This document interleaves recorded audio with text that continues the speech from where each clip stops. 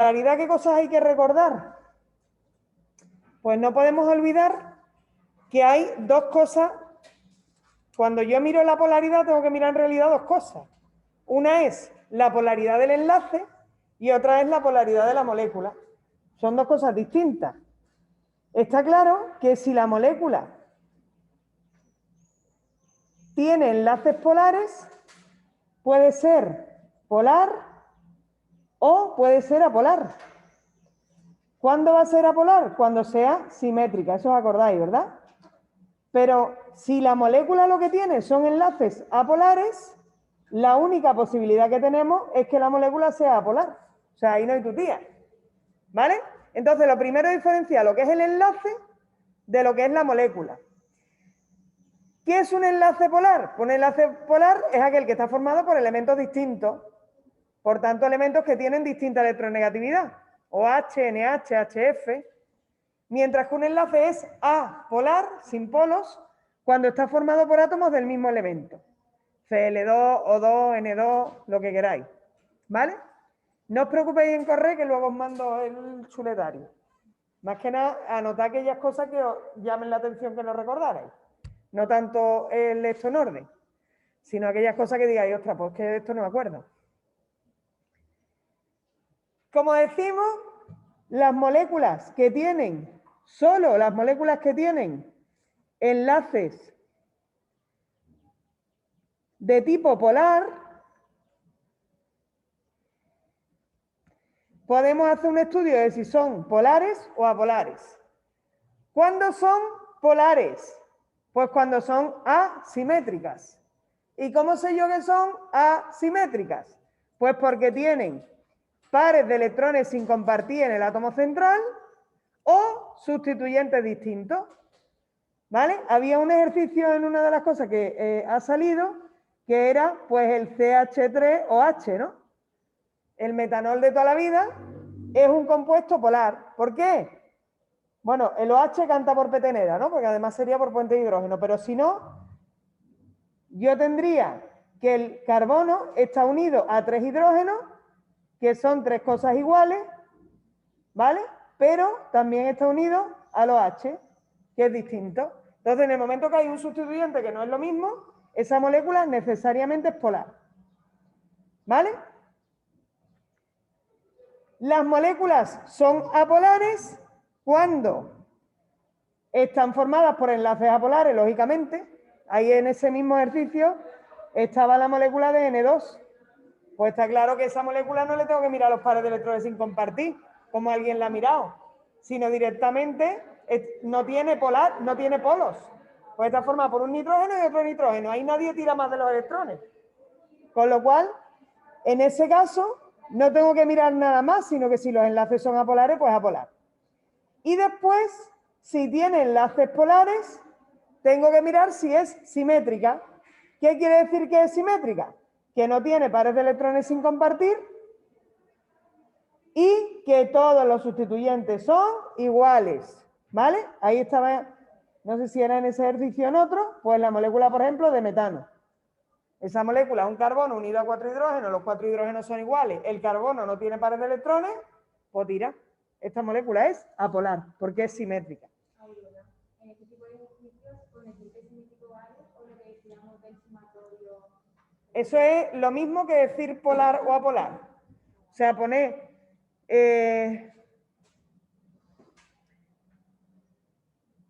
mu distinto de 0. Perdón, justo al revés. Poner mu igual a 0 cuando es polar o mu distinto de 0 cuando es apolar es lo mismo. Claro. Si lo queréis poner para decorar, pues queda bien. Pero la razón de que sea polar o apolar es la simetría o asimetría. Cuando hay enlaces polares, cuando los enlaces son apolares, no tiene más narices que ser una molécula apolar. No hay que mirar nada más. O sea, estoy formado por dos elementos idénticos, pues ahí no hay nada que mirar, ni simetría ni leche. Ahí es un enlace apolar y la molécula, por tanto, es apolar. ¿Era esa la pregunta? Tipo de ejercicio ya hemos visto entonces. Nos preguntan o que hagamos el REPEC para decir la geometría, que lo vimos el otro día, que hagamos la hibridación, que también la vimos el otro día, o si la molécula es polar o apolar. Todo esto nos lo preguntan para los compuestos covalentes moleculares. ¿Vale? Todo esto es solo en concreto de los covalentes moleculares. Del resto, del iónico, el metálico y tal, pues normalmente el ciclo de Borja-Haber no suele caer y ahí no hay mucho más, ¿vale? La teoría de bandas no suele caer, vamos, no cae. Entonces, ya lo que nos queda es que nos pregunten por propiedades, que nos comparen un elemento con otro, un compuesto con otro. ¿Qué propiedades nos pueden preguntar? Pues nos pueden preguntar EA. A eso le llamo yo, vamos, eso es el estado de agregación, que no es más que si es sólido, líquido o gas. Puntos de fusión y puntos de ebullición. También se llaman a veces temperatura de fusión y temperatura de ebullición, pero es lo mismo, vamos, vosotros. Nos pueden preguntar solubilidad, para que comparemos, y nos pueden preguntar conductividad. Básicamente esas eran las propiedades. Después ya sabéis, y ahora recordaremos, que hay propiedades que son características de un tipo de enlace, pero es verdad que casi nunca han caído, ¿vale? Pero bueno, las vamos a recordar. Entonces, primero repasamos, ¿qué pasa con los estados de agregación? Los estados de agregación van a estar muy relacionados con las fuerzas, con las interacciones que hay entre las cosas que forman el enlace. Si esas interacciones son muy fuertes, vamos a tender a ser sólidos, que es el estado más ordenado. Si esas interacciones son más endeblitas, pues vamos a pasar a ser líquidos, y cuando son muy débiles, vamos a pasar a ser gases, ¿vale? Entonces, este apartado está muy relacionado con el de punto de fusión y de ebullición. Eso significa que también es la razón, ¿eh? Lo que pasa es que a mí me basta con decir que es sólido a temperatura ambiente porque es un enlace iónico. Me basta justificarlo así.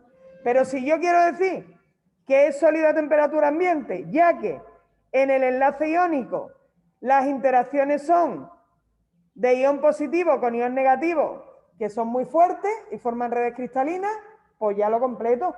Pero me basta con justificar esta propiedad diciendo el tipo de enlace que tiene, ¿vale? Entonces, lo que forman cristalitos o redes cristalinas son el iónico, el covalente y el metálico, pero de los covalentes, el atómico o cristalino, ese era muy minoritario. Era solo el carbono, diamante y grafito, el carbono y la sílice. No había más. O sea que eso es una, vamos, que te pongan S, que te pongan una C o que te pongan un SiO2. Ahí no hay más. Entonces, en ese caso ya sabéis que son sólidos. Los covalentes moleculares, ahí es donde tenéis más margen de desarrollo, porque ahí tenemos, siendo fieles a la verdad, tenemos puentes de hidrógeno, Van der Waals y tipo London, siendo fieles a la verdad, ¿vale? Ahora, cuidado, porque en uno de los exámenes, yo creo que fue del año pasado, hablaban de Van der Waals como las interacciones de polares y apolares, como todas, es decir, como os pasa en biología. En biología decís que las moléculas apolares tienen interacciones de tipo Van der Waals. Y a las otras les llamáis dipolo-dipolo, como más generales, ¿no? Pues aquí pasa igual. Este señor que hizo el examen y el resto que lo revisaron, pues colaron como que el metano tenía interacciones de tipo Van der Waals, ¿vale? Desde el punto de vista de la química, yo considero que eso es un error, desde el punto de vista de la química. Pero como os digo, cabría meter dentro de la fuerza de Van der Waals todas las interacciones, ¿eh? De todas formas, por el enunciado era fácil descartarlo, ¿eh? Pero bueno, como os digo, podría ser reclamable, pero nosotros consideramos que las de Van der Waals son para las moléculas polares que no son puentes de hidrógeno y las demás son de tipo London, ¿vale? Como os digo, ahí es donde tenemos más margen de maniobra. Normalmente son líquidos los puentes de hidrógeno, no van a llegar nunca sólidos a temperatura ambiente, claro. Y son gases, en teoría, los de Van der Waals y London. ¿Por qué en teoría? Pues mirad, porque conforme aumenta la masa molecular, estas interacciones se hacen más fuertes. Por eso las grasas, que normalmente son apolares, cuando tienen mucha masa, se convierten en líquido, y cuando tienen muchísima más masa, se convierten en sólido, ¿no? La grasa de los tejidos y los aceites, ¿no? Los aceites tienen un número contado de carbono, pero suficiente como para ser líquido, ¿vale? Ahora, el butano, el propano, los gases que utilizamos para calentar, para quemar en la cocina, esos gases son gases, ¿vale? Y son todos apolares. Entonces hay que tener cuidado con los puntos de fusión y ebullición de los que tienen interacciones de Van der Waals y de London, porque van a aumentar conforme aumenta la masa molecular, ¿vale? ¿Eso cuándo lo tengo que tener en cuenta? Cuando me preguntan dos del mismo grupo. Si me preguntan uno de aquí y uno de aquí, yo comparo mediante la masa molecular. Pero si me preguntan uno de aquí y uno de aquí, siempre va a tener más alto el punto de fusión y ebullición el que es polar que el que es apolar. Ahí no vale la masa molecular. ¿Vale? La masa molecular es como, si ya me están preguntando por qué el octano, que es la gasolina, es líquido y el propano es gas, yo te estoy comparando dos moléculas que son apolares las dos, porque todas, si miráis la cadena de carbono, todas están unidas a hidrógeno. Entonces, son del mismo tipo y ahí te quedas sin argumento. Ya has dicho que tienen enlace covalente, que el enlace covalente es molecular y que las interacciones dentro del covalente molecular son apolares. Ahí no hay diferencia. ¿Cuál es la única diferencia que hay ahí? La masa molecular. Entonces lo justifico por ahí, ¿vale? Como os digo, la justificación de todo esto está siempre en el tipo de enlace. Me basta con que contéis el tipo de enlace para que podáis justificar la propiedad. ¿Por qué es sólido? Porque tiene enlace iónico. ¿Por qué es líquido? Porque tiene enlace covalente molecular por puente de hidrógeno. Me basta con eso, ¿vale? Solubilidad en agua. Aquí la solubilidad se explica por interacción con el agua. Como el agua es un dipolo, tiene una parte positiva y una parte negativa, pues ya sabes. Si hay interacción con cargas, soluble en agua. Si no, no soluble en agua. Por eso, ¿el enlace iónico? Sí. ¿El enlace covalente cristalino? No. Yo no he visto ningún carbono disolverse en agua. ¿Vale? Ningún trozo de carbón o ningún diamante se ha disuelto en agua. La arena, la sílice, no se disuelve en agua. ¿Vale? No. Metálico, tampoco los anillos se disuelven en agua. Pueden hacer electrolisis, pero eso no es disolverse, eso es una reacción química. Porque no hay interacción de cargas ahí. Cuando hay puentes de hidrógeno, sí, porque los puentes de hidrógeno no dejan de ser moléculas covalentes polares. Entonces ahí sí. Moléculas covalentes polares en general que no son puentes de hidrógeno, también. Cuando son apolares, no. Solubilidad en apolares solo os la van a preguntar para los covalentes moleculares, porque vamos, el resto evidentemente no. Ahí tiene que ser pues, que sean moléculas igualmente, apolares como ellas, y que puedan tener algún tipo de interacción, con lo cual las únicas que son solubles en disolventes apolares son las moléculas covalentes apolares. Lo afín disuelve a lo afín, ¿vale? Pero eso ya sabes que no... Por ejemplo, si me preguntan que justifique por qué es soluble en una molécula apolar. Porque tiene un enlace apolar. Covalente, molecular, polar. Todas las justificaciones y por tanto tiene interacción con las apolares. Todas las justificaciones van al tipo de enlace.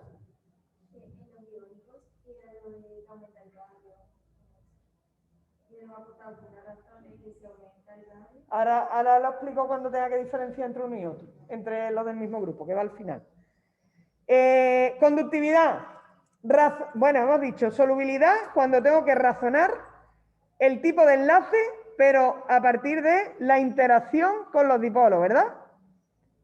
Interacción con un dipolo. Si hay carga, hay interacción, por tanto, sí. ¿Cómo se explica la conductividad? Por movimiento de carga. Un elemento, esto conduce si hay movimiento de carga. Lo único que os digo es que conducen. ¿Quién conduce? Pues el iónico cuando está fundido disuelto porque hay cargas en movimiento. ¿Cómo se llaman las cargas en movimiento que hay en el iónico? Los iones que estaban en la red, el ion positivo y el ion negativo. Esa es la diferencia entre la conductividad en los iónicos y la conductividad en los metálicos, que son los otros que conducen. Los metálicos también conducen la corriente eléctrica porque tienen cargas en movimiento, pero ¿cómo son las cargas de movimiento de los iónicos? De los metálicos, perdón. Electrones. ¿Vale? Es la diferencia. Yo justifico siempre por el movimiento de carga, pero si a eso le quiero poner apellido, cuidado, porque en los iónicos lo que se mueven son iones y en los metálicos lo que se mueven son los electrones. ¿Vale? Los demás nadie conduce. En definitiva, ¿cuáles son las interacciones en el metálico? Pues un ion negativo con un ion positivo y se atraen. ¿Qué pasa? Que forman redes cristalinas y entonces aparece una energía de estabilización que se llama energía reticular. ¿Os acordáis? No es lo mismo un ion positivo y uno negativo que se atraigan que un ion positivo esté rodeado de iones negativos. Eso le da mucha más estabilidad. ¿Vale? ¿Cuál es la interacción en las redes cristalinas atómicas? Pues enlaces covalentes en las tres direcciones del espacio. Esto es lo más fuerte que se despacha. Más fuerte incluso que la interacción ion-ion. Esta es la más fuerte de todas. Por eso el diamante es muy duro, no se puede ni rayar.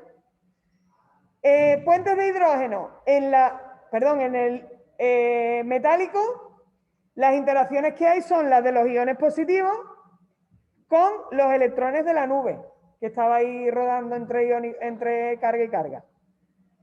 En los covalentes moleculares, con OH, NH o HF, pues las interacciones son puentes de hidrógeno. Son en realidad dipolo-dipolo, pero es un dipolo muy especial porque son los dipolos más polares de todos, que son el OH, el NH y el HF. Esos son los enlaces más polares. Por eso la interacción es de las más fuertes dentro de las de dipolo. Van der Waals en las que son polares y London en las que son apolares. ¿Vale? ¿Cómo los reconozco? No te olvides, si tienes un metal con un no metal, es decir, dos especies, dos elementos que están muy separados, NaCl. Uno está aquí, el otro está aquí, ya sé que es un compuesto iónico. Covalente. Bueno, el covalente el atómico es porque es carbono, diamante, grafito o la sílice. Es que o me dan eso o nada.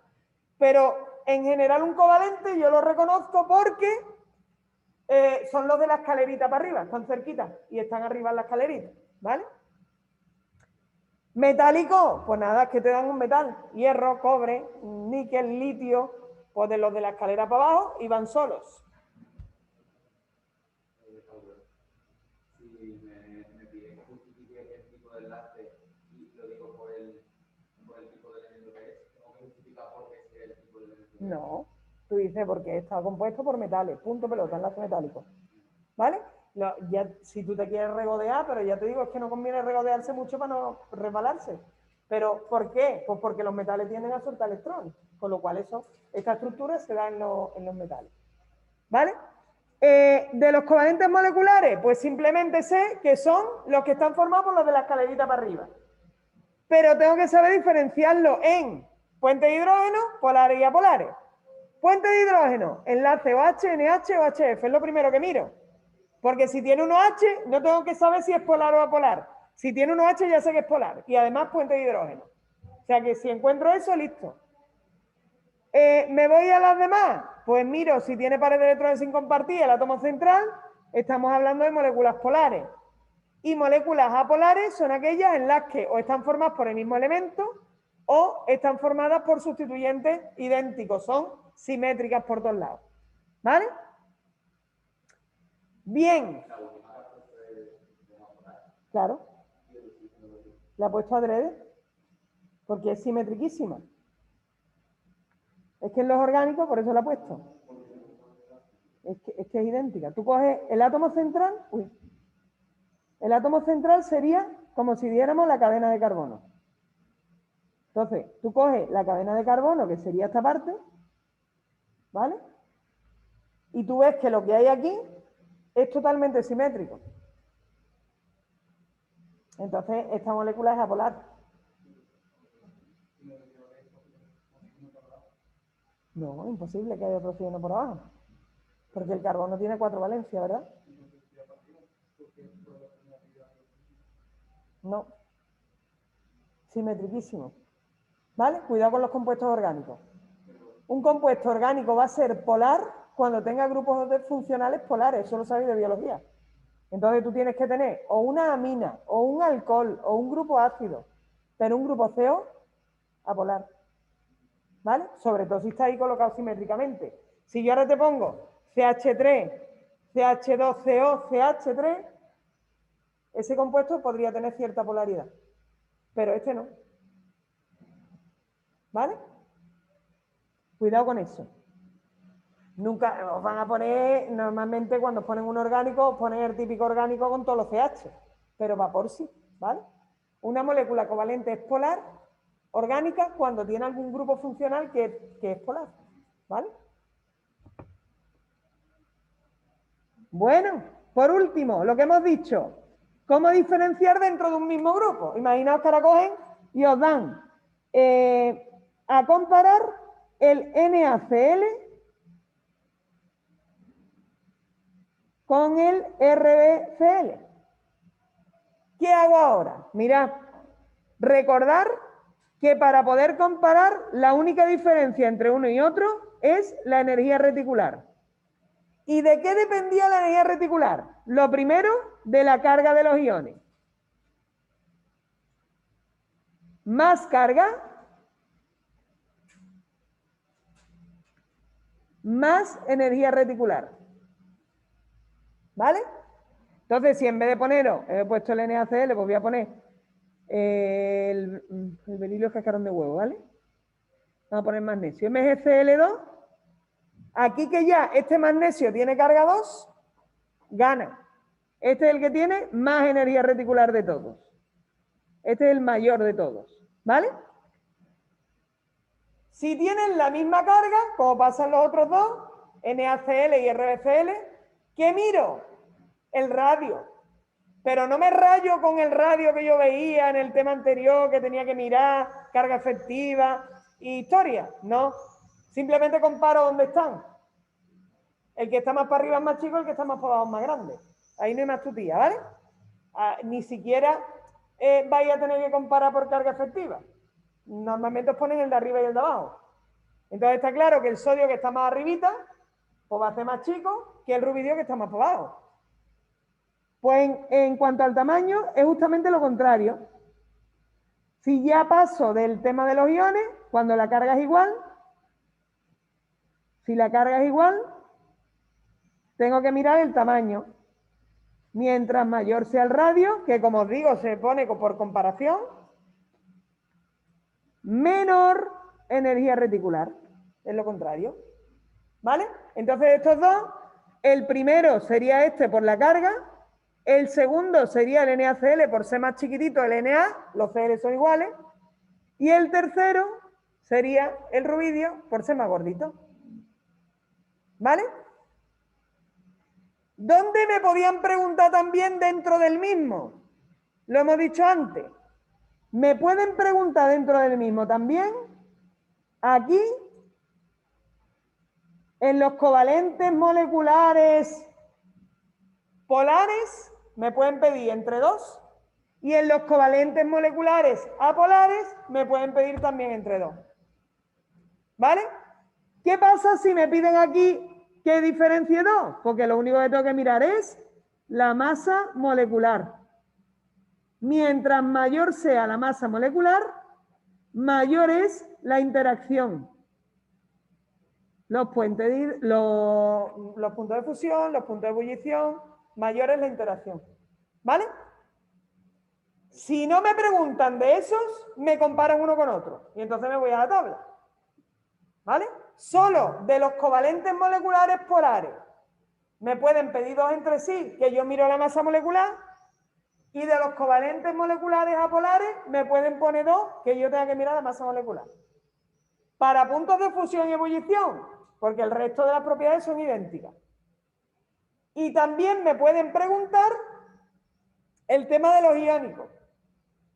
Ponerme 2 iónicos y decirme cuál tiene mayor punto de fusión y ebullición. ¿Vale? Última consideración. En el tema de la solubilidad, la energía reticular no cuenta. Si me piden comparar dos iónicos en cuanto a solubilidad, ahí lo que cuenta es que mientras mayor sea el radio, mientras más tamaño tenga, mayor es la solubilidad. ¿Por qué? Porque lo rodean más moléculas de agua y lo arrancan mejor. ¿Vale?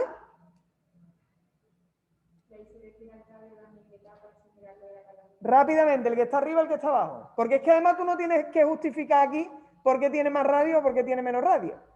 Tú tienes que justificar que es más soluble o menos soluble, y eso lo justifica en función del tamaño, y en el de abajo tienes que justificar que tiene más puntos de fusión, más puntos de ebullición, y eso lo justificas por la energía reticular. Y entre los atómicos, o sea, si los covalentes atómicos, los metálicos y los iónicos, tienen mayor punto de fusión. No te pueden pedir compararlo. El más fuerte de todo es el covalente atómico, pero nunca te piden que los compares, ¿vale? Porque hay iónicos que son muy iónicos. Entonces, como hay gran diferencia, y los metales igual, hay metales que tienen punto de fusión muy alto y el mercurio es líquido. Porque aquí no lo hemos puesto, pero en verdad todas las reglas en química suelen tener una excepción. Todos son sólidos, excepto el mercurio, que sabéis que es líquido a temperatura ambiente. ¿Vale? Entonces, bueno, nunca te van a pedir comparar estado de agregación entre estos tres. Sí, entre este y los covalentes moleculares. Entre los iónicos y los covalentes moleculares. O los covalentes atómicos moleculares. Y lo último que os quería decir ya, que os acordáis que había otras propiedades que nos decían del iónico, sobre todo del iónico y del metálico. Mirad, del iónico sabíamos también que eran, ¿os acordáis? Frágiles, pero sin embargo eran duros, ¿acordáis, verdad? De los metálicos, dúctiles, porque se podían hacer hilos, y maleables, porque se podían deformar sin romperse. ¿Vale? Bueno, que suelen tener brillo porque el brillo lo dan los electrones que están en movimiento. ¿Vale? Cuando la luz incide sobre ellos. Pero, como os digo, cuando preguntan normalmente lo que os dicen es utilizar las comparaciones de las grandes propiedades. Solubilidad, conductividad y punto de fusión y ebullición. Para finalizar, el berilio. Cuidado con el berilio. Porque muchas veces no pensáis ni leéis. Y claro, tú dices BH2 y ya metal no metal, iónico. Pero claro, si a mí me están diciendo que diga la geometría del hidruro de berilio, ya me están diciendo que es covalente. Porque yo no doy la geometría ni de un iónico, ni de un metálico, ni de un covalente atómico. Yo solo doy la geometría de covalentes moleculares. Si a mí me dan la hibridación solo la doy de los covalentes moleculares. No la doy ni de los iónicos, ni de los metálicos, ni de los covalentes atómicos. Entonces, cuidado con eso. O sea, no os encastilléis en vuestros conocimientos aprendidos para vomitarlo, sino leed todo el enunciado, porque a veces van a pillar. El berilio ya sabéis que aunque sea metal, como está ahí justo el gas noble, el helio, acaba con 1s2. Pues el berilio acaba con 1s2, 2s2. Es una configuración un poco rara. Es el único que le pasa. Ya el siguiente tiene electrones en orbitales p. Entonces, como tiene una configuración rara, tiene un comportamiento raro. No tenemos por qué saberlo. Pero no tienes por qué saberlo, nunca te van a preguntar si el berilio es metálico, iónico o covalente. Eso no te lo van a preguntar, si el hidruro de berilio qué tipo de enlace tiene. Pero si ya te lo están diciendo que es covalente, no vayas a poner que es iónico. Sino que tú te dicen, haz el diagrama, estudia la hibridación y tú te abstraes de que es el berilio, te imaginas que es el carbono y lo haces. ¿Vale? O sea que en eso no os rayéis, más allá. Y si en ese apartado estamos hablando de que los gigantes sí que tuviesen, debe ser más soluble o algo, pues se lo cuentas como covalente. Covalente. No te lo van a pedir porque normalmente, ya te digo, lo utilizan porque es el único que es lineal. Entonces, para geometría SP lineal, el único que aparece es el berilio, con lo cual se suele utilizar por la geometría. Para poner, no siempre pone SP3 y SP2, que es lo que más hay. Lo suelen utilizar para eso, pero por si las moscas, ¿sabes? Yo lo digo para que no os rayéis. me acuerdo de lo de la energía reticular. ¿Eso se llama la tabla o con la fórmula de esto? Hay una fórmula y tal y cual, pero a ti todo te da igual ya. A esta altura de la película te da lo mismo. Tú sí que sabes, energía reticular era como la energía potencial de las cargas, que era la constante por el producto de las cargas partido por la distancia. A nosotros lo único que nos interesa, fórmulas olvidadas que no nos vamos a recordar, y si las ponemos las vamos a poner mal. Lo único que sí sabemos es que la energía reticular arriba tenía las cargas, con lo cual mientras mayor sea la carga, mayor la energía reticular. ¿Sí? Que es lo que acabamos de decir. Si tú tienes unión magnesio 2 y unión Cl-, ahí tienes una carga 2 y una carga 1. Pues ya sabes. Ese tiene más producto de carga que si coges el NaCl, que los dos tienen carga 1. Y el tamaño es al contrario. Como está en el denominador, mientras mayor sea el tamaño, la energía reticular va a ser más pequeña. Entonces, eso es lo que tú tienes que conocer y dominar. Lo de la fórmula, si te acuerdas, la pones. Si no, ¿para qué la vas a poner? ¿Vale? Pero sí te van a pedir que lo razones.